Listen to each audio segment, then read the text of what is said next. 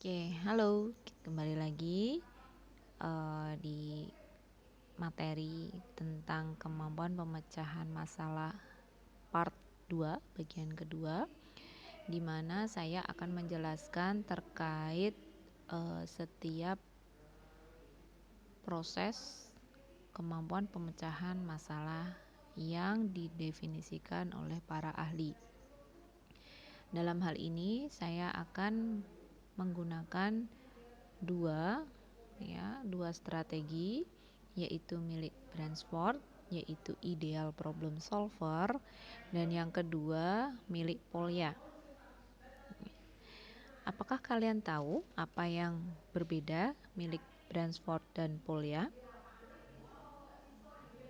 Yang jelas milik Bransford ada 5 tahap, ya, dan milik Polya ada 4 tahapan. Tapi, apakah yang membedakan di antara keduanya? Silakan nanti dijawab, ya. Jawab terlebih dahulu, baru dilanjutkan ke penjelasan saya. Atau kalian nanti bisa menuliskan apa yang sebenarnya menjadi perbedaan antara Bransford yang 5 tahap ini, ideal problem solver, ya, ini. Maaf. Dan milik Polya yang hanya 4 tahap. Silakan tuliskan jawaban kalian. Untuk selanjutnya, saya akan menjelaskan langkah pemecahan masalah milik Polya yang ada 4 tahapan. Seperti kalian bisa lihat di sini, yang pertama ada understanding the problem. Yang kedua, devising a plan. 3, carrying out the plan. Dan keempat, looking back. Nah, understanding the problem atau bahasa Indonesianya memahami masalah. Benar, memahami masalah. Dalam hal ini, istilah masalah ini merujuk kepada soal-soal yang diberikan atau dibuat oleh guru sebagai tahapan evaluasi. Di sini dikatakan tahap pertama yang harus dilakukan siswa adalah menentukan hal-hal yang diketahui dengan tepat dan apa yang harus diselesaikan. Untuk itu, siswa perlu mempresentasikan masalah. Kadang ya, siswa perlu mempresentasikan masalah ke dalam bentuk gambar, tabel, ataupun notasi matematik. Selain itu, mengetahui apa yang harus dilakukan membantu siswa mengetahui arah yang menjadi tujuan penyelesaian masalah itu, sehingga memudahkan siswa membuat rencana penyelesaian dengan menetapkan strategi yang tepat. Atau lebih mudahnya seperti ini. Kalian masih ingat ketika guru matematika mengajarkan kalian dalam proses penyelesaian soal, yang pertama apa? Benar, menuliskan apa yang diketahui. Menuliskan apa yang ditanya. Seringkali Bapak Ibu guru kita, dosen kita menerapkan hal tersebut. Harus kalian tulis apa yang diketahui, apa yang ditanyakan dari soal itu. Karena ini merupakan penentu awal dari penyelesaian soal atau penyelesaian masalah. Inilah yang dinamakan proses memahami masalah, understanding the problem. Apa jadinya kalau tahap awal ini saja kalian tidak paham? Tentunya tidak bisa menetapkan strategi yang tepat dan mendapatkan penyelesaian yang tepat pula. Oke, paham ya sampai di sini? Akan tetapi sebenarnya tidak hanya terpatok pada menuliskan apa yang ditanyakan, apa yang dipahami dan apa yang diketahui dan apa yang ditanyakan. Tidak wajib siswa menuliskan hal itu. Yang terpenting, informasi yang ada di dalam soal itu mampu dituliskan oleh siswa. Aduh, kok saya tidak paham, Bu? Ya, misalkan ada sebuah soal Biasanya soal bentuk lebih mudah saya berikan contoh soal cerita.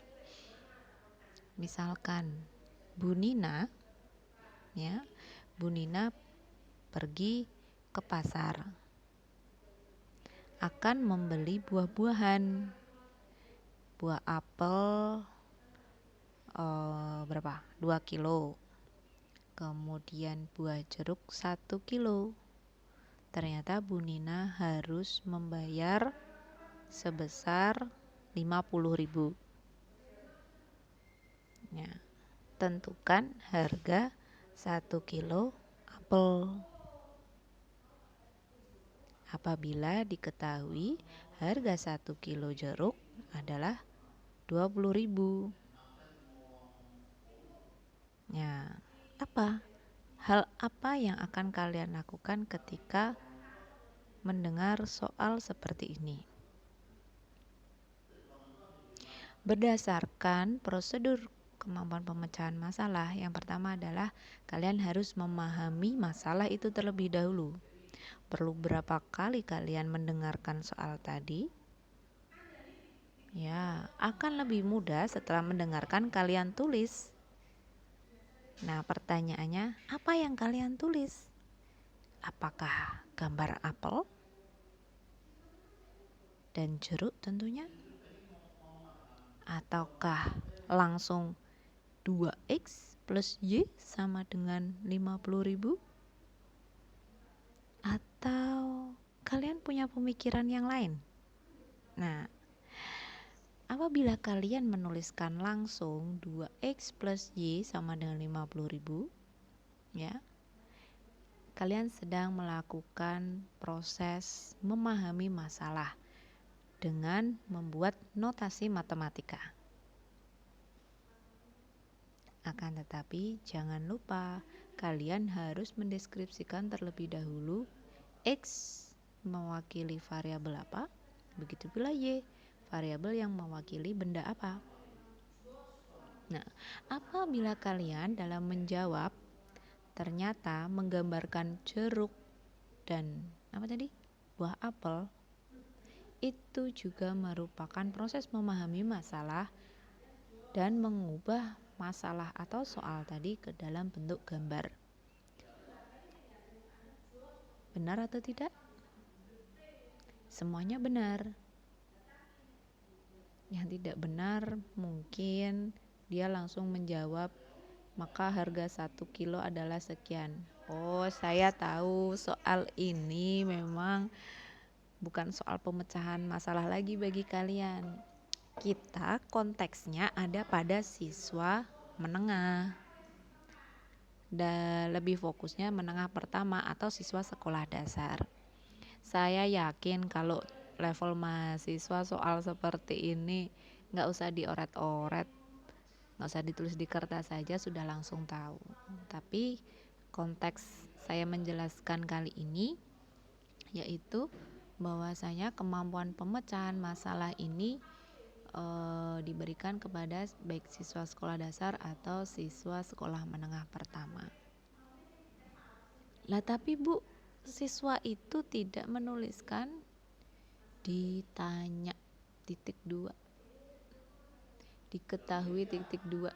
Seperti itu kan salah Bu. Tidak. Seperti saya ungkapkan tadi, tidak wajib menuliskan kata diketahui ditanya.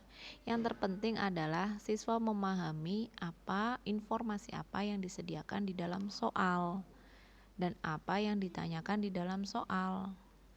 Ya, seperti keterangan di sini, siswa perlu mempresentasikan masalah ke dalam bentuk gambar, tabel maupun notasi matematika untuk memudahkan penyelesaian dari masalah tersebut. Ya, sampai di sini paham ya? Understanding the problem, memahami masalah. Tahap yang kedua adalah devising a plan. Oke, devising a plan. Apa itu devising a plan? Adalah merencanakan suatu penyelesaian. tahap kedua ini yang harus dilakukan adalah mencari alternatif jawaban yang mungkin dapat digunakan untuk menyelesaikan masalah tersebut.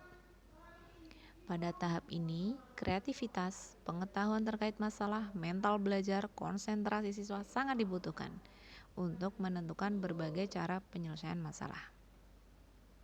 Ya, ada yang mengatakan 5 cara yang dapat digunakan dalam mencari penyelesaian masalah. 1. Mencoba-coba, guess and check. Ya, yang kedua, membuat menemukan pola. Ketiga, membuat dan menyusun daftar secara sistematis. Yang keempat, membuat dan menggunakan gambar maupun model. Yang kelima, mempertimbangkan atau meniadakan suatu kemungkinan yang dapat terjadi. Tapi sebenarnya ada lebih dari itu. Nanti akan saya jelaskan lebih lanjut di video yang berikutnya. Ya. Jadi merencanakan masalah ini bisa kita ungkapkan atau dengan kata lain, siswa tahu rumus apa nih yang digunakan dalam menyelesaikan masalah ini. Bagi kalian, ketika membuat soal pemecahan masalah yang baik, dia memiliki alternatif jawaban yang lebih dari satu. Itu nanti akan kita bahas lebih lanjut ya. Nah, menemukan alternatif jawaban ini dikatakan tadi ada berbagai macam faktor. Kreativitas, pengetahuan terkait masalah, sudah pernah tahu soal semacam ini atau belum? Ataukah ini baru ditemui atau memang sudah pernah ada? Dia harus menggunakan informasi-informasi yang sudah pernah ia dapatkan sebelumnya untuk bisa menetapkan prosedur penyelesaian yang tepat. Ya, devising a plan. Gitu.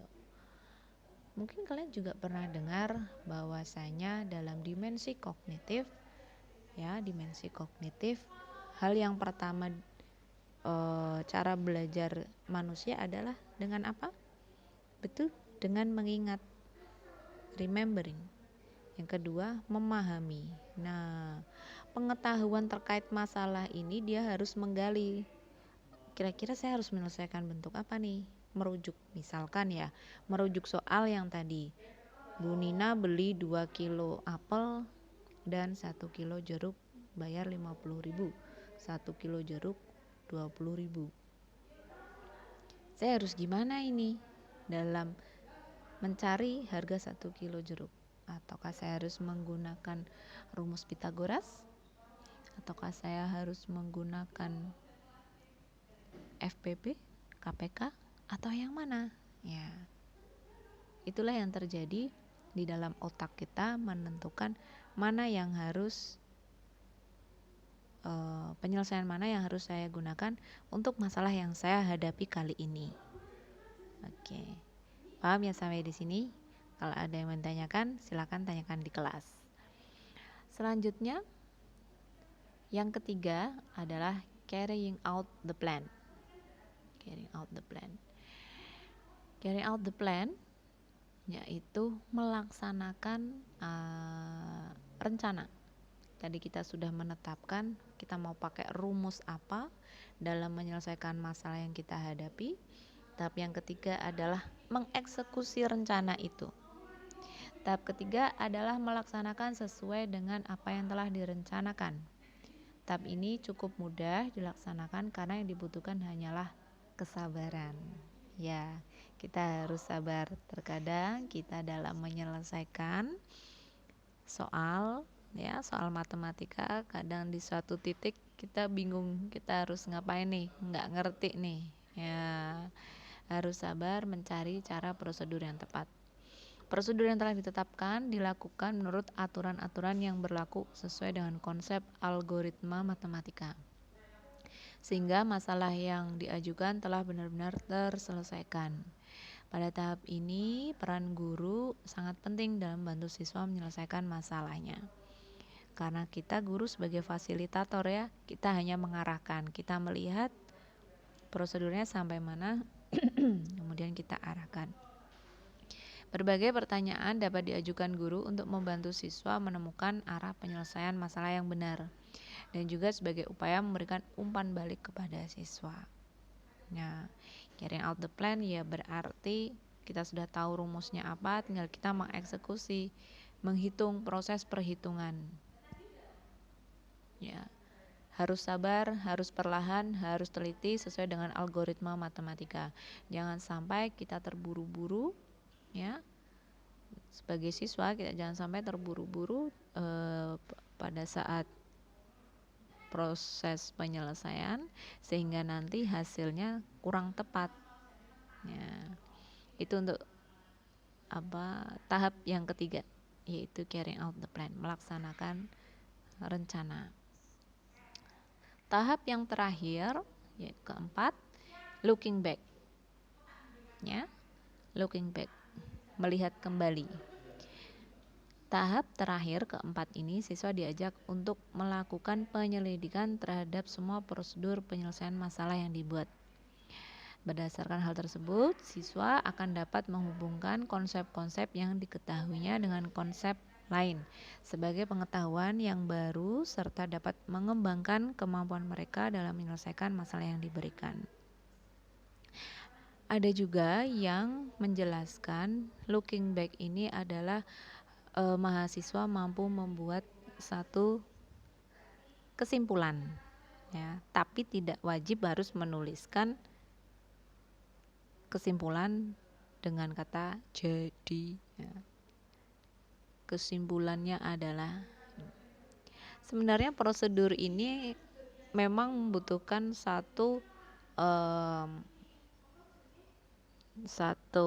arahan dari guru. Kita lihat gitu. Jika memang masalah itu memiliki beberapa alternatif, kita ajak siswa untuk melihat kembali prosedur yang mereka pilih itu sudah efektif atau belum.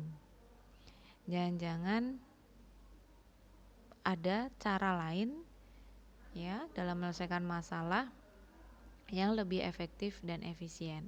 Nah, itu kita arahkan. Tapi ada juga yang menjelaskan looking back ini adalah siswa menyimpulkan, ini loh bahwasanya saya dalam menyelesaikan masalah sudah selesai. Ini loh penyelesaiannya.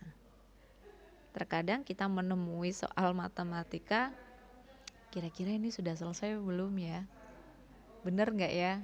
Ini sudah selesai belum sih? Atau masih ada satu tahap lagi? Aduh, gimana dong? Ya, prosedur ini namanya looking back.